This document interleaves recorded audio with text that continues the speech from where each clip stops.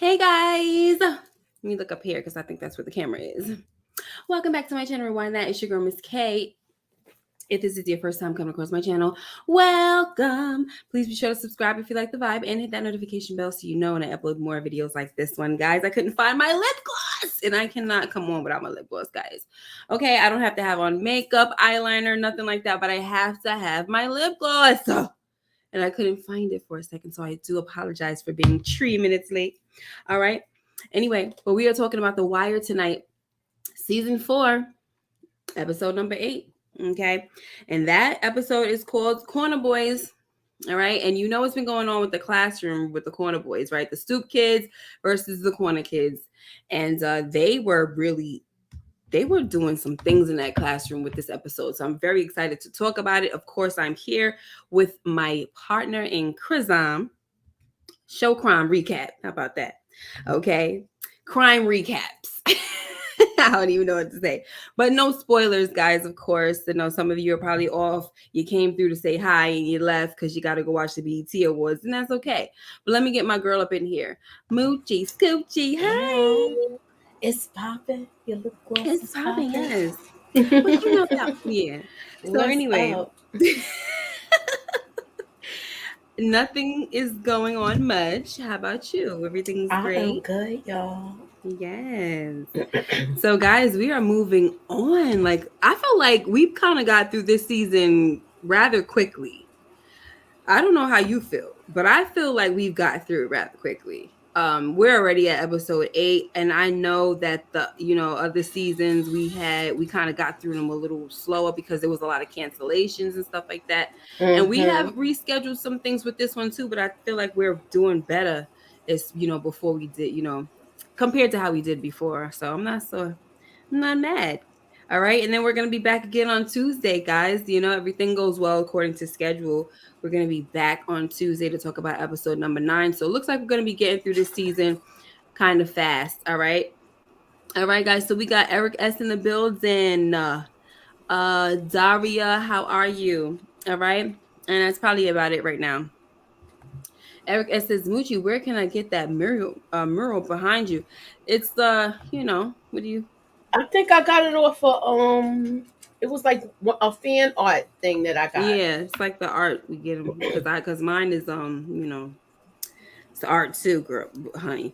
And I have another one that's kind of the same as yours. I think the same person that does it, he does them all. I think I don't know. Because I have one. Remember the one I had was the one with Stringer Bell in the car. He's in the car, and then so it was. It's a very popular one. All right, guys. So here we go. Let's get into it. So as you can see going across the screen, we have. Oh, hey, what's up, Support Gaming? Sorry, we have the quote of the episode. We got our thing, but it's just part of the big thing, and that's by Zenobia. And I was thinking to myself, like, what is this quote gonna be about? Like, what is gonna be the context of this quote? And it really is good because sometimes the quotes are not that they be alright, but kind of vague. Yeah, they be vague, but they don't really. The stuff that the context around it is not that deep to me, in my opinion. All right. Like we had that quote with Prez where he said something about we're all on the same, everybody's losing or no one wins. The other team just loses more slowly or something like that. That's not a bad quote. It's just that I guess around that circumstance, he was talking to his wife, this and that. But if you think about how he was on the side of the cops, the law, and then he's a teacher, so you have to think deep. So I guess they're kind of deep quotes, but this was really deep to me because when we got to that scene with the kids, I was like, wow, the way they was breaking things down. But we'll get there. All right. So anyway, guys, in this episode, we see that Colonel Raymond is done for. Raymond Foster has died of cancer. I know one minute we were seeing him, talking about the whole mix up and how they swapped out Kima for somebody. Swapped out one officer with Kima who is less experienced, and he had an issue with that. And now he's dead, guys. Okay. Did he die in real life? Yeah. Okay, because that was just really sudden. Because it was thrown off. Yeah. Okay, so he died, and that's that. Now, while this announcement is going on, we also have Carcetti there, and he's just observing, like he's observing the department, and he just wants to see how they handle or respond to the violence. Okay, and so he's there, and he's drinking the coffee. He finishes the coffee, and Kima, listen, she did not give two craps. Okay, she stood there and watched him. What is he gonna do with this coffee bottle? I mean, this coffee. Uh, but I can't even say what it is. Like the coffee. He was Why just gonna leave it there. He done emptied it the all pot? out. Yeah, the pot. Why can't I get that? I couldn't get it. Wow. I was gonna say coffee mug because I'm so used to saying mug, but the pot. So he emptied it out, was just gonna put it right back under. She said, F that. I was like, whoa. Because remember, these are supposed these are supposed to be the like they're the bosses. Like if the mayor wants you to get fired, you're gonna get fired, right? They're like the head of the police department. So she said, F that. If you empty the pot, you need to make a new one. And that was just that. He's like, okay, and I like so far from what I'm seeing, I like Carcetti's attitude. He doesn't come in like, oh, I'm this big shot. He's just saying, listen, he was humble about it. Like, okay, I'll make the coffee again. And also later on when they was kind of like acting like they was working, he was like, y'all just do what you do. Act like I'm not here. Like, I'm not trying to be, I'm not trying to like rain on nobody's parade. Not rain on parade, but make nobody uncomfortable as if I'm some type of, police, you know what I mean? And so they was like, all right. And this is what they was doing. Yep. Fiddling they daggons. Yo, what's his name is over there? Carcetti's just looking like, wow, this is what they do. You got Officer Chubbs just reading a magazine. She straight up took a nap, put her feet up, take a nap. And then you got, of course, you have Freeman, and he is playing with his furniture. I don't want to say playing because this is a very serious He's doing his little detailed yes painting. exactly. It's a very serious hobby, okay? So I ain't really trying to say playing, okay? Right. He said he's not trying to be a hall monitor or nothing like that. So he's like, so this is it? And Freeman was like, yeah, until we get M. We get a body, then we get to work. So this is what it is. But you would think, honestly, the way the way bodies are supposed to be dropping like that in Baltimore, that they would be pretty busy, Yeah. So to have that, time like that was kind of like, to me. I said, okay, I see. No problem. You have anything you want to say about this before we move on? I thought it was hilarious with him with the whole coffee maker situation and how Kima duck in there behind. Yes. And he's like, nah, you done used it, you fill it up. And he looked like he was caught off guard with it. But I like that she was like not pulling any punches with him because they think, because he the mayor, everybody's supposed to walk on pins and needles. I'm glad they kept it thorough with him. Yeah. And also I was wondering, I said, does she have something against him or whatever? Because listen, when they was leaving, she got her coffee, and obviously she was happy that she wasn't the last one to use it. All right. I mean, you know what I mean? To get the rest of the coffee. So I guess she just said, listen, let me turn around and see what he gonna do. And then a part of me was wondering, I'm like, does she have something against him? She can't have nothing against him, though. Hold on. She can't have nothing against him because he wasn't the one that did the whole swap out thing. He's, so I was thinking, I had to come to, I had to remember, like, okay, she can't be mad at him. But the way she kind of was waiting around, I said, something, well, what's going on with her? But then I see. It wasn't about him. It was about, like, yeah, I'm the inexperienced one. So I ain't got nothing to do. I don't know if I got anything to do. But anyway, it wasn't him. So that's why I was just saying, hold on, because I know it ain't him. It was that was Rawls and all of them dudes, Rawls and Royce, and there's the one that was doing the dirty work. Let me see something. Okay, so now we're gonna talk now. Moochie, listen, this was, I thought this was such a good scene. Because the stuff that she was asking them was so important. But when you hear the answers that some of them had, it was just like, first of all, sad, number one. Because, she asked them, because some of them was like, oh, she said, so you guys are kingpins? And he said, yeah, maybe not yet. So she said, how long do you think it'll be before you be a kingpin? And one of them said 2 to 3 years. I said, in what world? So not only are they slow about they want their corner boys, they want to be, a hot shot on the streets, but they don't even understand that it even takes long and it takes work to get to that level, to a high level. They don't even understand that. So then she says to them, okay, you know what? I want you guys to think about where you would be in 10 years, where you see yourself in 10 years. And, the one kid, of course, you had some kids saying NBA, that's the hood dreams all the time, right? Mm-hmm. Or rapping or football or basketball, right? Nothing else. But that other kid, that one that he has such a fresh mouth, the smallest one in the room, he said he wanted to be a pediatric neurosurgeon. And I said, oh, okay, it's very interesting. And then she said, how many of y'all said dead? And that's the most of them, right? Go ahead, Moochie, talk about it. I thought just the way they was talking, a lot of them when she I don't know if I no I might be going too far ahead, so I'm just trying to be careful with it. She just was trying to feel the students out to see where they were in life and how they felt about different situations. Yeah. So she was trying to feel them out with the questions she was asking, Mm-hmm. but she was getting a lot of feedback. It was Yeah. a conversation where everybody was engaged and participating, and COVID was looking at everything Yeah. of Not. how it was how to these kids assess the situation, but it just seemed like they felt like they had all the answers to kids, and they didn't. Yeah. Not well. Yeah, we'll get to that part. 1 second. Where are we at now? Hold on. Oh, so this is when Colvin gets up and he tells them, y'all some little pisses. You know what I mean? Because first of all, she told Naaman to put the magazine down.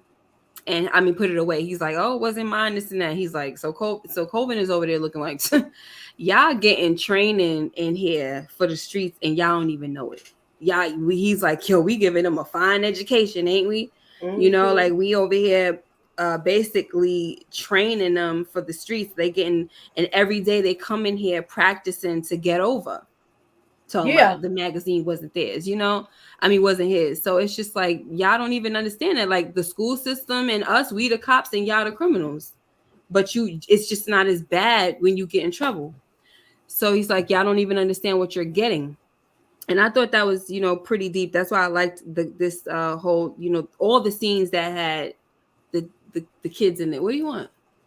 Our friends he's having together. Are you okay if Not right now. Just wait till I'm done because there's too much going on. And I do mind. Anyway, so sorry about that. it's okay. Um the where was I at? Because he kept coming in here. Yeah, so I'm sorry guys. That just freaking annoyed me and caught me off guard.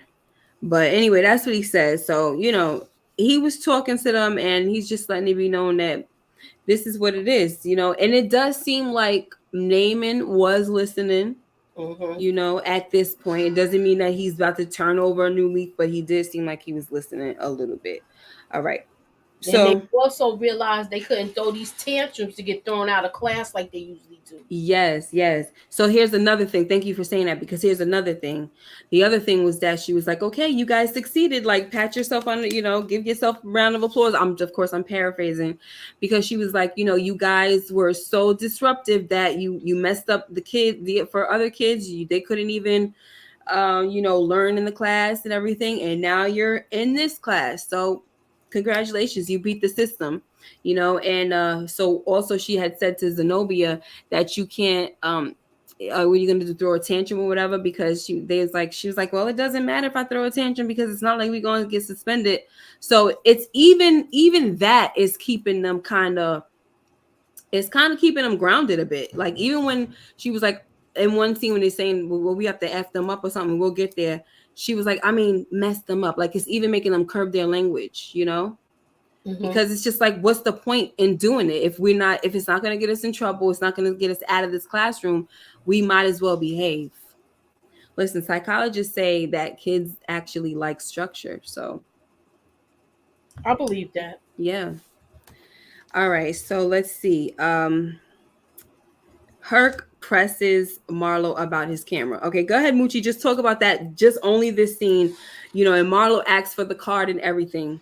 So you go ahead, because remember last week he said Prop Joe told him steal the camera. He told Marlo steal the camera and see what happens.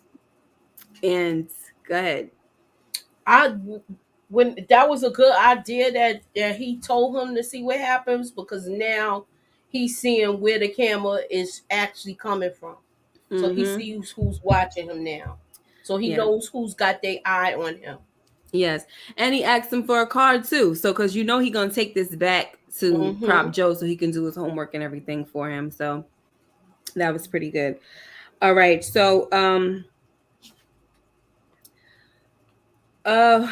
now we have Michael, who wants to know why the heck, this is not such a good picture, but you get the point. He wants to know why Randy is back in school already. He's like, the suspension wasn't that long. So, I mean, I'm just saying, in a way, he wanted to say, did you snitch? Because anytime in the hood, anytime you get out of jail too quickly, automatically they figure you snitched. So it's a red flag. So this is kind of the same thing with them in school. Like, what's going on? Did you snitch? He didn't come right out and ask him that. But he's just like, did you snitch? I mean, basically. He was kind of asking, like, what exactly did you say something? Only way you get out is if you said something. Right. That's what he said to him. So he let him know, look, if I'm thinking it, other folks is, and he kind of schooled them there too, like, because how these teachers be, just like the cops, they think they have you by the the cojones, and they really don't. And they got you over here saying stuff, talking whatever, but you just got to keep your mouth shut. And unfortunately, it's too late for that. But it is what it is. But he was like, Randy was like, nah, she just came, she just told the truth or whatever. She just fixed her story and stuff like that. And you got Bug over there talking about some word or that's word or something he said. So you see, Michael is already schooling his little brother. Of course. Absolutely. Okay, guys. So now also we have Chris and Snoop, and they're putting in that work with we found out that the New York guys are giving them problems, and they're putting in that work. So they not only are they putting in the work, of course, what are they doing with them? They're disappearing the bodies. They're putting them in the house, the row houses. Sorry. And so that's a problem. Snoop does something very weird. Okay. And I feel like she's getting a little, and I don't want to say out of hand, but it's like she's trying to confiscate things from dead people, like keeping them as souvenirs. She has it's seeming like she has kind of like a weird obsession with it. And so, it just looks weird, but it looked like she was trying to play around and take one of their hats. And I don't know if she was saying it was brand new or was a good condition. And Chris was like, don't wear no dead man's hat. And she's like, I'm just playing, But if he wasn't there, she probably would have definitely kept that daggone hat, because she tried to take the freaking security guards his badge as a little souvenir as well. So, that's that. Eric S. says, I wanted to get to know more about Zenobia and the alcoholic boy. Oh my gosh. So, what was I gonna say? So yeah, so we're gonna what is that noise? Somebody's at my door. Oh, you wanna get it? No, I'm good. Okay. All right. So hey, Rashonda. Looks like you're back, honey. All right. So we got 10 people in the building now. Thank you for coming through. Okay, now, so hey, Samara. How you doing? All right, guys. So yeah, like I said, Chris and Snoop, they're putting in the work. Okay. And then after that, guys, they go and give lessons on how to delete folks. And I was like, oh, this is my real, God. Like they was actually talking like they was in school. What do you do? Yeah, exactly. and how about this though, Moochie? More like police academy almost. You know what I'm saying? Like, or even military stuff. I'm like, this is really scary. So, what happens if you get close up on them? What up, Art Love? If you get close up on them, you going, of course it's the headshot because he could have on a vest. And if that don't work, you could do nuts and the butt and this and that. But when you get him on the floor, what you gonna do? Finish him with a headshot. I'm like, oh my gosh, this is just so sad actually when you think about it. And you don't even really have to think about it. It's just sad, period. So also, you look how young Roller looked. I don't know his real name, but sheesh, looking mad young. All right, guys. So anyway, you want to say something about this part, or are we all right? We all right. So next we have meanwhile that's going on, you got Marlo had got his soldiers in training and boot camp and all that. You got Prop Joe and Slim Charles telling Marlo like, yo, we appreciate everything you're doing taking care of the New York boys, but the disappearing act situation is not working for us. It's kind of defeating the whole purpose because we want to send a message, right? So what do you want to say to that, Moochie? Look, he want to send a message. They want to be like, look, they doing this where it's not safe for us to come there. So yeah, so he's letting them know, look, you gotta show her like that this is a threat, if you come to this town, XYZ is gonna happen. I'm trying to be real careful with everything with because of YouTube. Right, I know.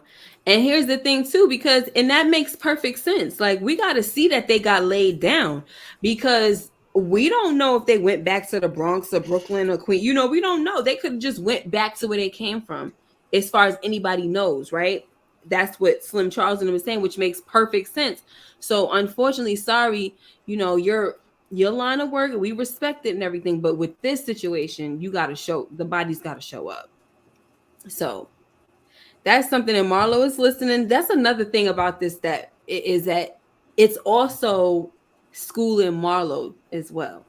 It's that's what I'm getting from it as well. Like, look how you looking at it, and he didn't take it bad. It's not like he took offense to it or nothing. He just said, "I'm all right. I tell my peoples." So that was that. So now we're back to the class, okay? And I couldn't get a clear picture with the classroom, but this is when they were asking. Colvin was asking questions about, okay, so you ain't gonna give nobody a chance. Like, if somebody on the corner, like one of your boys come up short, you're not gonna give nobody a chance. So I like the way Darnell was breaking things down. You want to talk about that, Moochie? Did you like that scene? How the way Darnell was breaking things down for them? I like the way he broke it down, because he said, look, you might get him on something small and you end up hurting this person, and you could be losing a worker. And a good worker. A valid point. A good worker. He made a valid point with that, because sometimes things happen. And at the same time, he also mentions, like, there's always somebody watching. And I that could go both ways, right? Definitely. But I feel like from the way he was coming at it, because he seemed like he pretty much know what he's talking about. And if he was in a position, a higher position, he probably would be a good leader.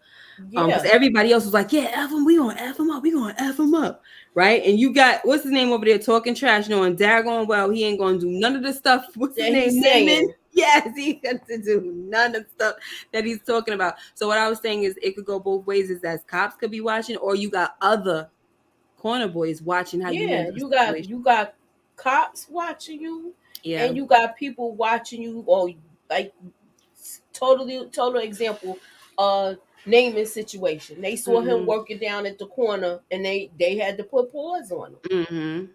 Yeah. Or they could stick him up, things like that. Yep. Different eyes. Ops and your own little people watching you. Cops. So you got to handle yourself properly, or else, it could come back on you some way, somehow. And of course, you can't show signs of weakness, but it's a lot. It's a lot. But, and Colvin, how did you feel about what Colvin was saying? He was just kind of listening, right? Just like he was just taking it in, like, wow, these kids really, like, they really come alive when they talking about this stuff. Yeah. But anyway, we're gonna move on and come back to that. They was real excited about this conversation. That was crazy to me. Yes. Uh-oh, let me see. I can't really read this the way I want to. True fact, I knew two people that got deleted and left in trunks of their cars, one from Jersey, one from Bmore. Wow, that's Wow. sad. I'm sorry to hear that. Mm. Very sad. So look at this, guys. Hold on, let me just make sure that I'm on the right track. Okay. So we talked about Darnell, but now we got Crackhead Sam all the way from the wire. Look how So young he looked. yes, I was like, I meant to wow. tell. I was like, I said, I wonder if she gonna catch it. Oh, you know I'm what you know I'm catching. I caught the lady from P Valley. What's Mm-hmm. her name? Farah. I'm catching this one. I'm looking. I'm catching them, baby. Pokemon over here. So yeah, this is I don't really care to talk too much about this, but this is also what Carcetti, he decided to hit the streets after he see that nothing is going on over down there at Homicide. So he's like, let me go see what's going on in the streets. So he's seeing a lot of busts happening, right? They're counting the busts and all of that. And he was one of the first people that we saw. And he's supposed to be on his way to work. And then here we go, right? Mm-hmm. He gets busted, and that's pretty much that. So I don't know, did you want to say anything about that part? Because I was just I going just was. over I it. was like, oh shoot, that's Sam, and he Yeah. was just a dealer. Look, what about my buddy? He was not playing about that bike. Mm-hmm. All right, so now we have Bunk who goes to the corner store because in the beginning, kind of more so towards the beginning of the episode, he was talking to the tall. I mean, if y'all know his name, I never know his name. The tall bald guy. He was talking to him and the other one that you remember you Oh, you mentioned him talking last about week. Bunk and Daniel? those guys. No, Bunk and those the Oh, other guys, okay, tall light yeah. skin guy. So he was saying, look, just come, come with me and let's go over it again, right? One more Mm-hmm. time. Just want to, just because listen, if you let this guy walk, excuse me, I mean, if you guys take him down, you are letting somebody else walk. Same thing that Omar Yeah, kind of Omar told was him. told Yeah. him, yeah. And so you're like, you know what? The next time the one with the beard, the next time mustache, next time you got a case, we gonna be all over it just like that, blah blah blah. He's basically being a sore loser or whatever. I don't want to say sore loser like he's losing, but he's just being a brat about it. So he tells the bald guy, and I knew his name before, but I can't remember it now. But he tells the bald guy, listen, just come down with me, all right? And if I'm wrong, I'm gonna give you the best massage or whatever. Something stupid he done said, okay? Mm-hmm. So Trying he to think his name. yeah, so he goes and they go down to the corner store and they ask old face Andre to go over the scenario again. And you see Bunk, he's good police, especially when it comes to the homicides. He's good police. He's out there scoping it out. Remember when it was him and McNulty, right? How they went and scoped out that scene with the girl with the tap, tap, tap. Yo, Mm-hmm. was they doing their thing on that crime scene? So he didn't even listen. He didn't even do anything. He didn't pull out no measuring tape, no pins, no nothing. He just went in there and did like a little once over, checking stuff out, and came out with a whole story that was exactly how it's going down, how it went down. Okay, so he comes out and he says to because old face Andre was like, still trying to tell the same freaking story and everything. He had a Glock 9. He said, a Glock, huh? Mm-hmm. And he looking at the glass like, this type of glass is like very thick. All right.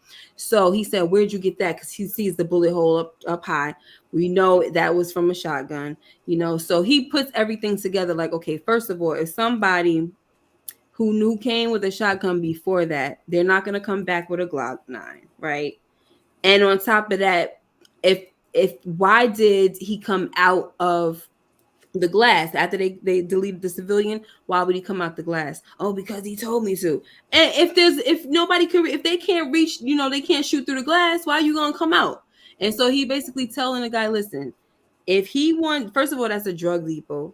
Second of all, he's supposed to be dead as well if it was all like that. But Mm-hmm. go ahead, Mucci. You could finish explaining I because I like feel the like way Bunk looked around and observed everything. He saw how the door was dead bolted in the back, so yes. nobody could come in and do some type of ambush thing. Mm-hmm. Then he looked at the cameras on the outside, and it was cameras on the inside. Yes. So he's like, if all of this happened, you ain't get no footage. Mm-hmm. So it was all of that. It was just too many holes in his story, and then he was really fumbling over his words once Bunk distributed all the information. He was like, "Why would you come out of here and this is well protected?" Exactly. Oh, he And asked me to. Really? no, and then I didn't like the way that the other detective was trying to give him a reason. Oh, you came out to help the lady? No, Right. why you giving him answers? Mm-hmm. Yeah, because they just fiending and then when they got out, he said it's not about, we can't pick and choose the stories that that's gonna work for us. It's about doing the work or whatever. Something like that. He said something to that effect. It wasn't verbatim, but and that's how he's like, how you gonna tell me how to do a job or how the job work, blah blah blah. Yeah, but that's what you're doing. Somebody gotta tell you. He can't talk to the other guy. That one that you would say there was a message from F Bunk and he had wanted to throw away the message. He can't talk to that guy at all. But he knew he could kind of get through to the light skinned dude with the tall light skinned guy. Yeah, he knew he could because get through to him a little bit. That other guy was just mad that he fumbled his case and he was just messing everything up. Yeah. He's like, look, if I'm mad, everybody gonna be mad. He's one of those type of people. Mm-hmm. So let's see where else okay, so now let me check that off because remember last week I almost missed some, so I'm trying to make sure I got everything checked off. This was a funny scene to me, okay? All of these voices. The voices he was using, yo. But see, that's showing his skills though, man. That's what I liked about it. Oh my gosh. I was like, are you kidding me, Prop Joe? This is amazing. But he's calling the police station, for her trying to, get a location on him. And every time they transferred, he changed his voice, changed his name and everything. It was just too funny. I loved it. But he just wound up finding out that he's on the street. Okay. And that was pretty much that. So do you want to say anything about this? I just like the way he was changing his voices. Now you know how Prop Joe be getting all his information because he be going and making these different phone calls and disguising himself. He don't call like he's Joe Schmo. He calls with a very business-like voice, and he know how to code switch. I thought it was cool. Can you guys hear me good? Mm-hmm. Okay, because I had my mic a little further than I normally do. I didn't mean to do that. Okay, so let's see. Okay, so now I just wanted to mention this real quick, Moochie. I felt some type of way because now that Prop Joe and Slim Charles told Marlo to, make sure that folks know that the New York guys are getting deleted out here. Like we trying to send a message. So now what they have to do is find a way to spot the New York guys, right? Chris and Snoop I'm talking about. So Chris comes up with this idea like, okay, let's ask them something that only Baltimore people would know and everything. And he was asking about this some young, what did he say, young leak or something or whatever, and some other kind of music. And all of this, he said, because, and she didn't even know what he was talking about. He said, something wrong with you, girl. Well, anyway, the average dude from Baltimore would know those things because New York be listening to some BS. I was like, excuse me? Because who is Young Leak or whatever the heck? I never heard of him. Me neither. Talking about we be listening to some BS. If Young Leak was all that, we would know him. Anyway, let me stop. I'm not trying to come at nobody in Baltimore, but listen, he tried to come at us talking about we listening to bull crap. Meanwhile, anytime we hear music, it's New York music most of the time. Exactly, in Baltimore. Yeah. Ain't that, thank you, Moochie. Ain't that something? Mm-hmm. We listening to some BS. Whatever. Anyway, that's the song too from New York. Whatever.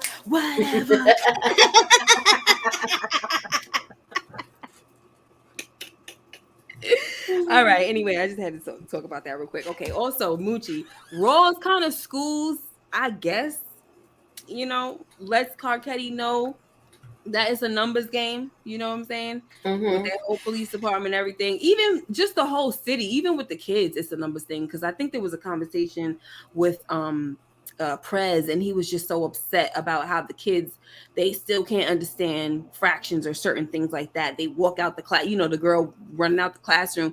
So he's really concerned about that, and he's like, listen, something's going on. Like we need to get a hang of these things. But they're telling him, listen, you need to focus on the kids passing the test, teach what's on the test and everything. So once again, the numbers game is all in the city. It's not just with the police.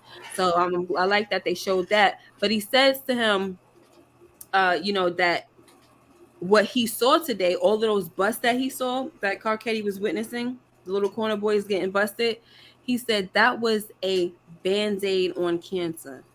Yeah. Isn't that crazy? Because it was low level people. They not getting no big people. They getting some dude on a bicycle. It's not like he pushing like the latest foreign. You know what I'm saying? So he's like really low level if he on a bicycle like this. They not going after real things. You getting some other dope off the street, but is it like making a difference? No. Exactly. And it's not. So, and then we have another one where Naaman brings home his work. And you know the mother, one thing about the mom, she's terrible and she be schooling them though. She be schooling them. She got a little bit of school, little stuff, but go ahead, Moochie, go ahead. Still a bird. She is. Bay gonna hear about this. Yeah, wait till Bay hear about this. Wait till he hear about this. Did you ever see your father bring his work home? I'm like, she expect him to know all of this stuff.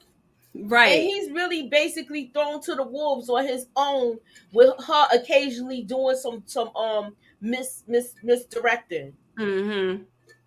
Yeah.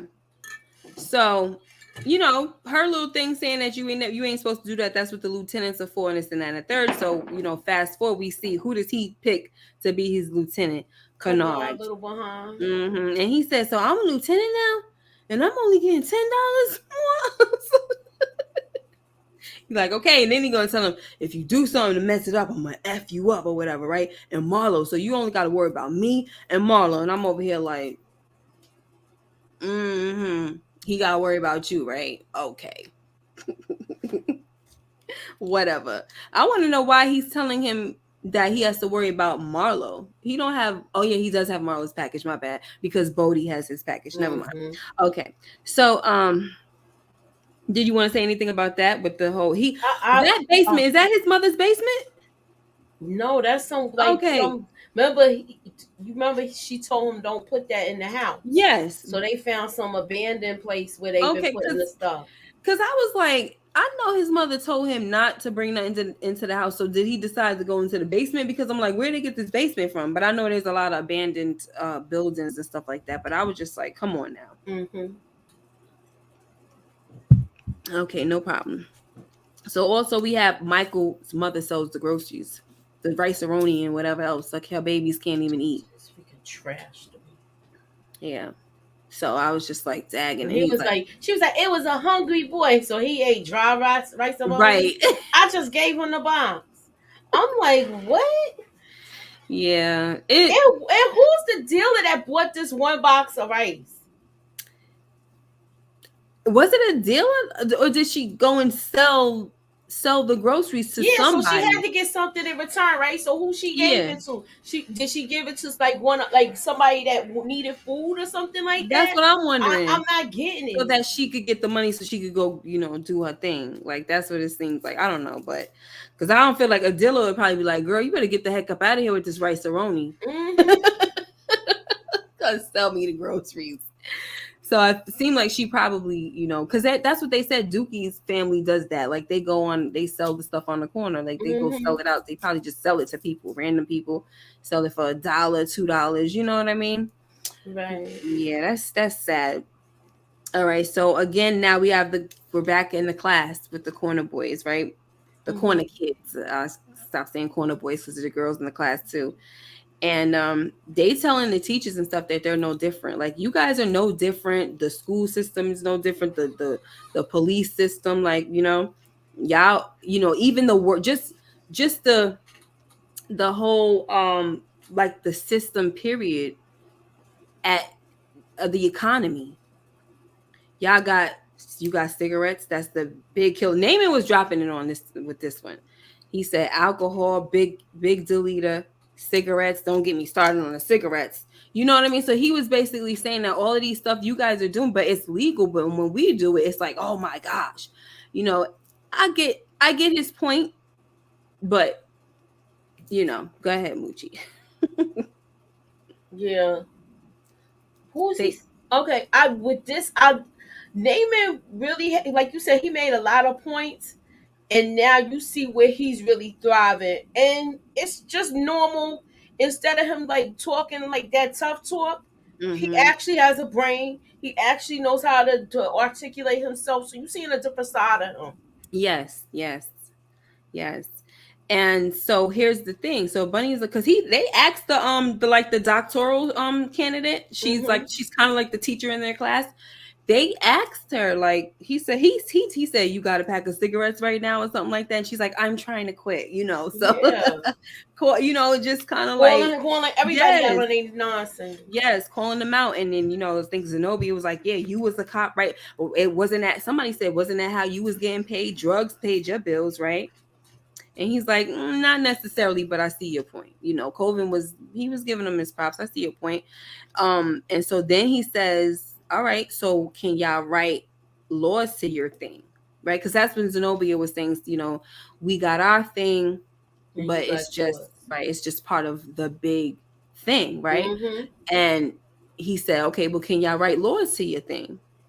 Naaman was And ready to do it. they was ready. He was ready. Naaman was ready. But now here's the question, though: can y'all do it together? And it was silence because they're not used to working together. Everybody, it's almost like every man for themselves type of thing. And yeah, you Mm-hmm. can say whatever you want about the whole system at large, but those people actually come together to make laws and pass bills.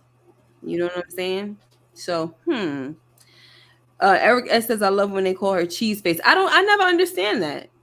Like when they was calling her cheese face, you cheese face, B, this and that. And I'm like, what do you mean she's a cheese face? Maybe because she smiles a lot What and you she's talking about? cheesing. I don't know. Nay, because I was trying to figure it out. Like, does she got I didn't see anything wrong with her face, but I was like, okay, that's a very weird little diss.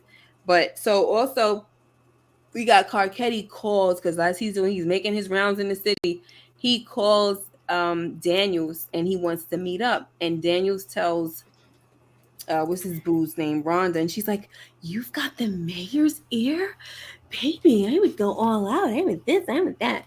But anyway, fast forward, they have a meeting because he's like, "I don't know what to say. I'm not about to like try to go because what if I go and I say something about Rawls and Burrell and then he End up, don't get rid of them?" and then I end up messing up yourself. Yeah, so he's like, "What am I supposed to do?" And she's like, basically telling him to take a chance on stuff. And he went and did what he wanted to, he had to do. He was not trying to take a chance. So he meets with Carcetti and he tells him about all that stuff that happened today. And he said, "Do you have a take on that?" And he said, "Well, what you witnessed was a waste of time, money, energy, and with some of the cases, talent, right?" And I was like, because he kind of caught his eye a little bit, right? Carcetti Mm-hmm. has been looking at Daniels. He looks like he does good police work and stuff like that. And so, but then he also tells him that he's a soldier, and he doesn't go up the chain of command with his opinion. So, and that's that. But then he offers him the new colonel job for the guy that just died. And he seemed like he was caught off. He saw this coming out of nowhere. I was excited about this because now we finally see him getting his just due in his career. Yes, because he stayed true the whole time. Like he's not a dirty guy or nothing like that.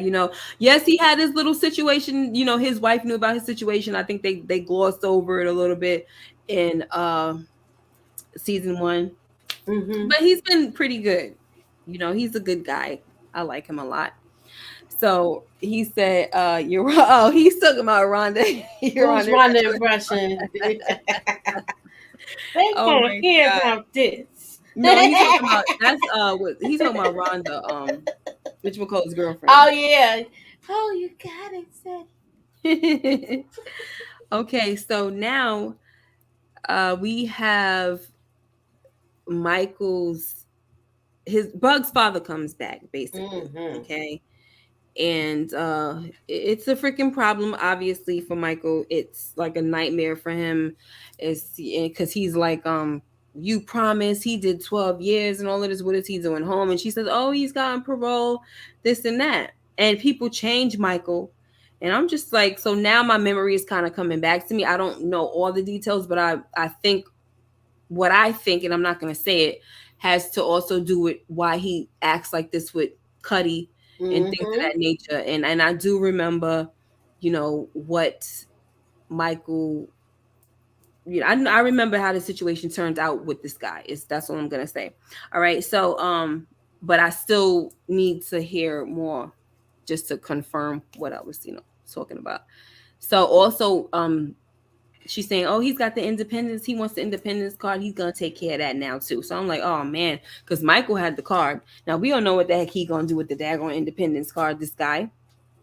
You know what I mean? Mm-hmm. So anyway, do you want to say anything about this guy coming back? He was Or so upset. He was like, "You promised. You lied to me." It was just all the acts of betrayal that was making him see his mother even worse than he already does. yeah. And the vice versa, and then this was just like, I think it was just piling on too much, where he basically losing even more respect for her. Yeah. But he's not getting disrespectful. He's still being a good kid and still kind of respecting what she does, but he's questioning it, and he is like, he just feels bad that she lied to him. Mm-hmm. And so he also takes this energy to school. And Prez sees that he's very sad and everything. He's like, we want to talk or whatever. And he's like, no, he's like, what's going on? He's like, nothing. You sure? He's like, I said nothing or whatever. He said, Michael be getting all snippety. So, hey, Inga. So, yeah, but that was pretty much that. He said, listen, if you need anything, let me know, or I could, write you a pass to go to the social worker's office and everything, right? Mm-hmm. But he's just like feeling down, and obviously that this is a big issue. So next we have old face Andre. Look at his hair. I know. Because we so used to seeing him with a hat on, right? Yes, I was like, look at his hair. I was like, okay, So and then we had yeah, so with this scene right here, Moochie, you can talk about it if you want, because this is where, he's at the court with Bunk, and Bunk is trying to let it be known that you can lie to us, but you lie to this dude over here, that prosecutor dude, it's going to be an issue. So you want to talk about this a little bit, or you want to just move it along? I like the way they was like, look, you going to go in here and you going to really lie? Like, now they know he lying. He letting them know, look, if you go in here, you're perjuring yourself at this point, and we know you're perjuring yourself. And I like the way he let him know, like, what you gonna do now? Yeah. And that prosecutor dude was like, I try to get them as much time as I can. And the other dude did you get to find out his name, the tall bald guy? How much was the max? About 10 years. So he like, listen, I ain't lying. I ain't telling no lies. And he, listen, I was on some medication, and when he hit me over my head, it was hazy or whatever. I'm still hazy, trying to act like, he can't remember nothing now. They know he a lying something. Anyway. Exactly. So, all right. So, also we have that, Herc, he was harassing Marlo and his crew, including Chris and Snoop. But we also, the first harassment, first he pulled up on Marlo, like, anything about my camera, this and that and the third. And that's when Marlo got the card.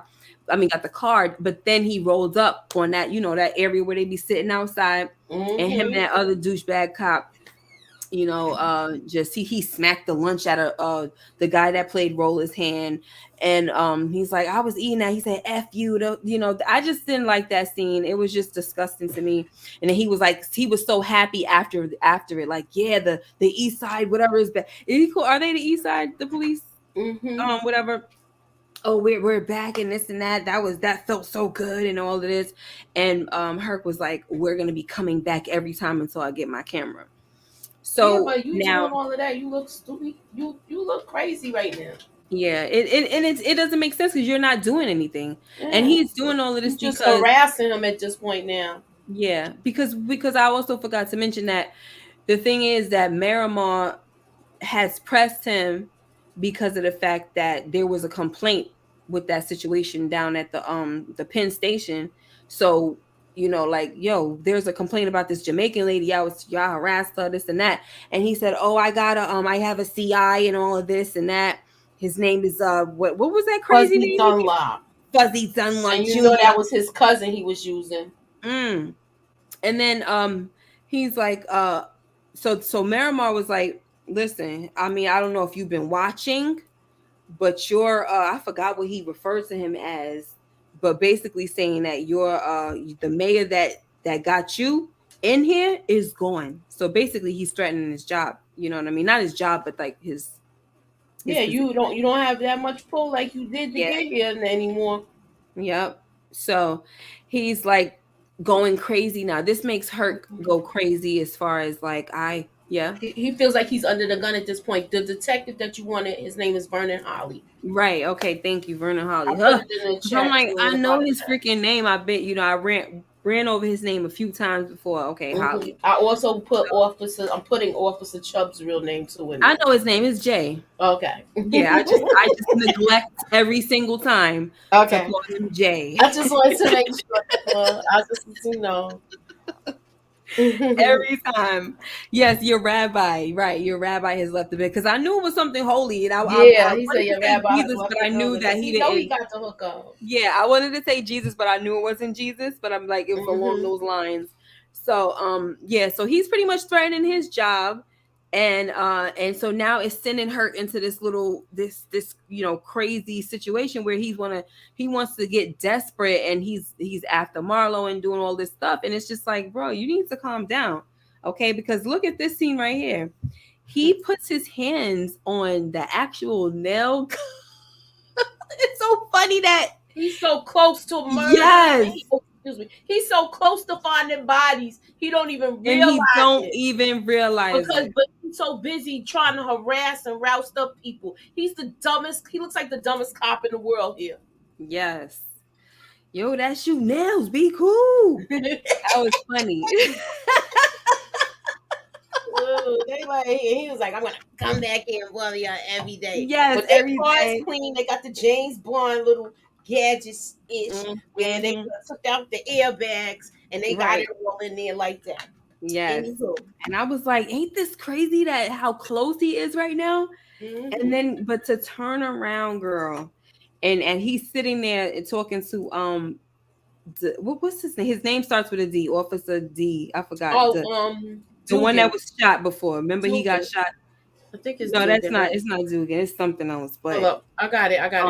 It's not that serious, Moochie. But anyway, she's talking. But you can find it if you want. But it's really not that serious.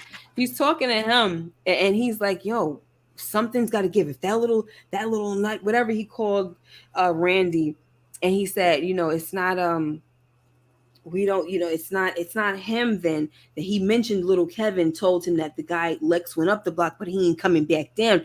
That means that Lex is our eyeball witness. I'm like, you are so like, you're not on track. And the crazy thing is that, like you said already, he was pretty much, you're so close, with everything, to the people that's doing it, to the stuff that they're using to hide it and everything. Like, he's like, what are you doing? What was he asking him? What are you doing? Some Dozerman. Yes, Eric. Thank you. What are you doing? You're getting some. You're building something. Something he was asking as far as construction wise. Like, what the heck is going on here? It's just too funny how he's got his hands right on it. But whatever. It's like he's playing hot peas and butter. And we're like, you're burning up. You're burning up. You're burning up. Meanwhile, he don't even know nothing. Nothing at all. Oh, stupid. So listen, this scene right here, I didn't play that, but I remember that from what's that? From Crooklyn. Hot peas and butter. They used to play it with the Look bell. at your starboard. So okay, Bunk and Holly, they get kind of chewed out from Jay. I'm gonna say Jay this time, Officer Chubbs. I have it written down as Officer Chubbs, but I'm gonna be nice. Officer Pepto Bismol. So they are getting pretty much chewed out. Not so much, but a little bit. They handed him the paperwork that's basically saying that they're pretty much the case is about to be thrown out as far as with Omar. And he said, you're supposed to be, he was all pissed off. Your job is to turn the red into black, not the other way around and all of this. And he's saying this to Bunk because he feels like Bunk is, the one that came in and screwed everything up. And he says to Holly, you need to think for yourself, have your own mind, and all of this stuff. And I'm like, why is everybody so upset? Moochie, so help me out. He feels like he's I like, know you just unsolved your own case. Right. And when, of course, what I'm asking is rhetorical. Like, I'm just saying, like, why are you mad if it's not the right guy? I know they just worried about stats and numbers. This is That's the point that Daniels is trying to make. Yeah. He been saying that about them juking the stats. Mm-hmm. That's all it is. And then when Carcetti saw it, he's like, wow, that's a lot of names. You know what I mean? Looking on that board. And I think a lot of them was in red, right? Yup. And that's what he concerned about, is getting certain names, getting cases out the red and solved. He don't care how it's solved. If somebody said they did it, and he's just doing it that way. And if you feel like they got their man they looking for, they don't need to search no more. Exactly. That's a shame. And you know why too? They feel like this will be so good because I think Holly was saying this too, unless it was the other dude with the beard. I'm sorry, with the mustache. She was saying that Omar has his name is connected to so many other M's. Mm-hmm. So they kind of feel like he's going in. Yeah, so they kind of feel like if we get him, we're gonna be able to scratch a whole lot of names off the board. Mm-hmm. So that's what they're really thinking about at this point. But it's like it's not him. Right. Sheesh, it's so irking to me. I just hate it. This and everything Bunk was really trying to protect right now. Like he's against the clock right now because Omar got that bounty on his head. Even though he got protection for now, sometimes you can't be protected at all times. You don't know what could go down. Yeah, that's very true. Whew. So, where am I at now? Yeah, but that's just, I mean, it's a sad thing. It's very sad. I was talking about that today with my family, how it's politics and everything. You know, it's politics at school, it's politics with basketball on the basketball team, it's politics. Like, it's just politics everywhere. And it's almost like you have to be close to somebody, know somebody that knows somebody in order to, you know, either be picked to move up in the ranks. And speaking of this, that situation, that conversation that Rawls had with Carcetti when he was like, I'm no more of a racist than you are, or something like that, he said. And the guy was right back there like, what the heck? And he said, but you gotta meet a quota as far, you know, and also that means that we gotta have about, what did you say, about 20% of Black people kind of like raising the ranks as well, even if they're not even that experienced. I'm like, wow. Sometimes it's not even like they have Black people in certain positions, not because they feel like they deserve it, it's because of the numbers. And they don't even care. Like it's a lot. Anyway. So next, guys, we got Name It only brings home $420. And Delonda ain't happy. So go ahead, Moochie. I'm gonna let you go on and talk about it. Where's the rest? He letting him know that he got beat in the head. You better go out there and get it. And he said something about the new corner. And he's like, "What the f you doing there?" Yeah, she was just horrible. I just thought she was horrible. They gonna hear about this. Yeah.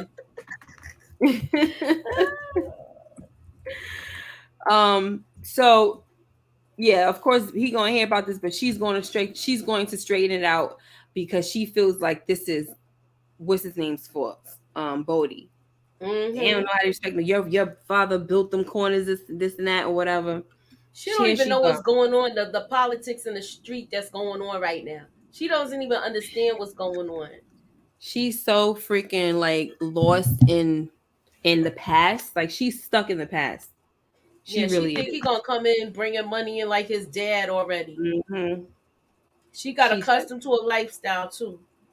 Yes, so stuck in the past. So in this scene right here, Michael tries to go and pick up his brother from like the center or whatever and finds out that he's not there. So he runs home, like he freaks the heck out, runs home and sees his little brother there being, his father's helping him with his homework because the father had picked him up. So he's helping him with his homework. And he's like, Bug, get over to me now. Right now. I'm like, yo, so there's something going on because he don't even want this man next to his little brother. That's his brother's father. He don't even want him next to him. So if he feel like it's urgent to get him away from him, that something is definitely off. Something's wrong. So what you laughing at? Oh, the Yolanda impression.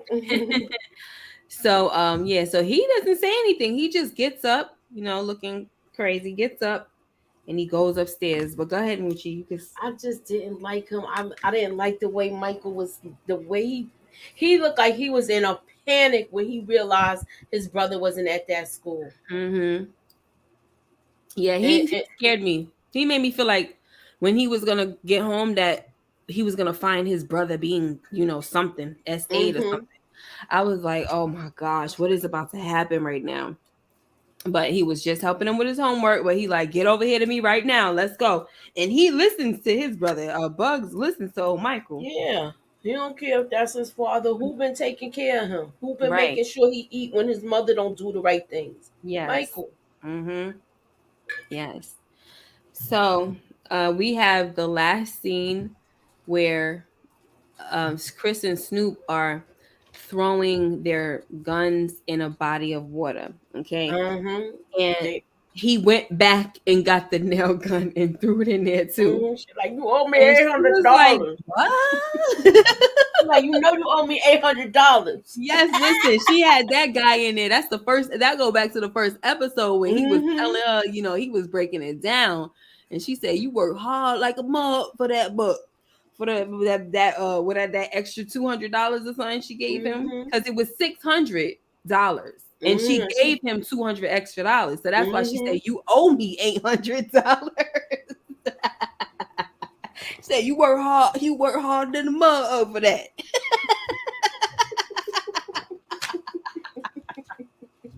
He sure did though. Wasn't he breaking it down? Y'all gotta make sure y'all come through because we be giving y'all impressions and all when we do these recaps. He was breaking it down. And then Chris took it and threw it in the daggone water. Oh my gosh, Chris. He said, "This is too hot right now. This cannot be with us anymore." Not at all. So that was the last scene. Moochie, did you have anything that you wanted to say as far as like this episode that we probably didn't cover or that you wanted to say? Well, thank you, Samara. It's just a lot of things we have to look forward to in the next episode. Y'all need to come on next week so we can talk about it. Yeah. Get impressions. What's up, God King Conscious?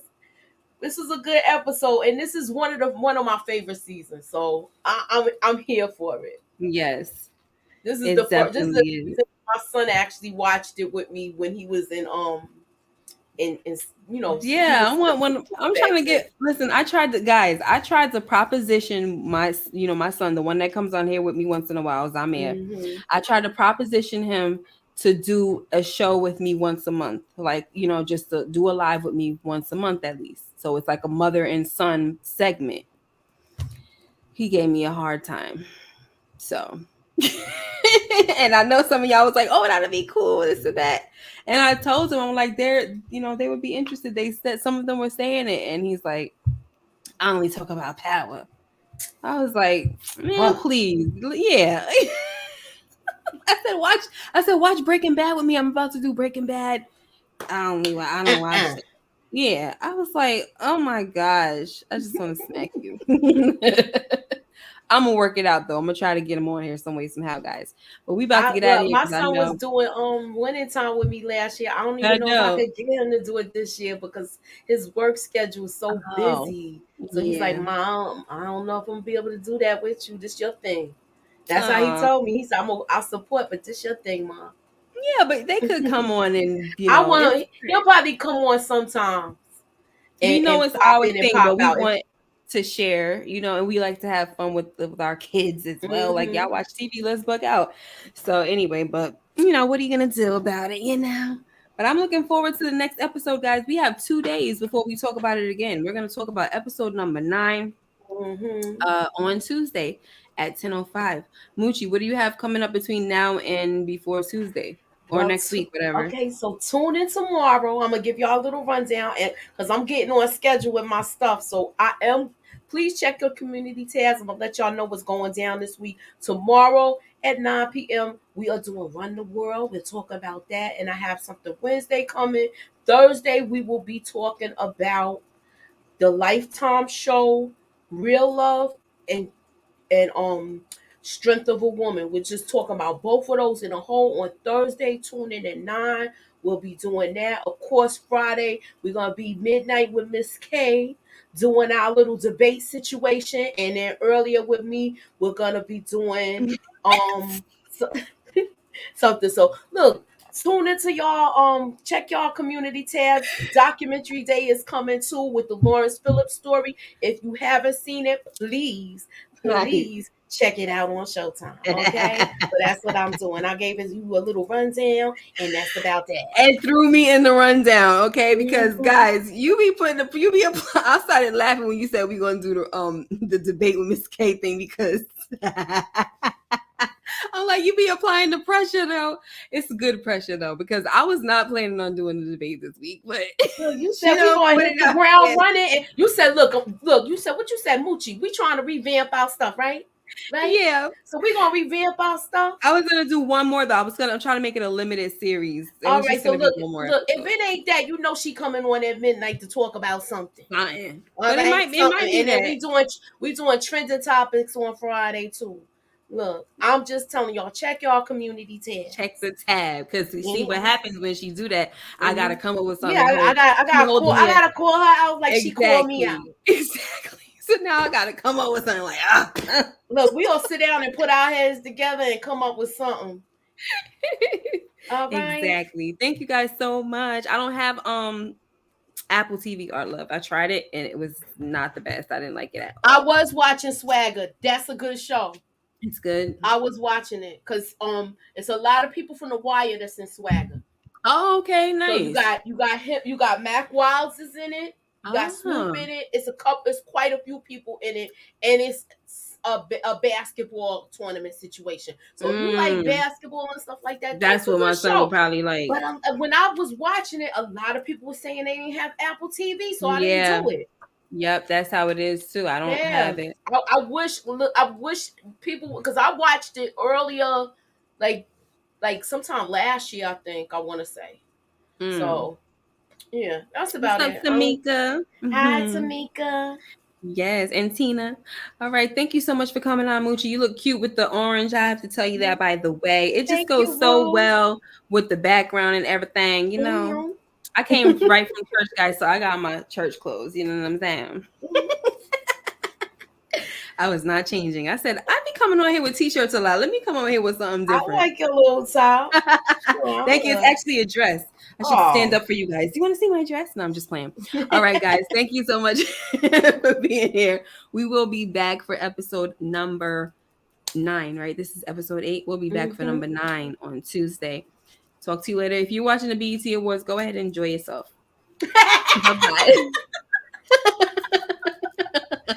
All right. Why you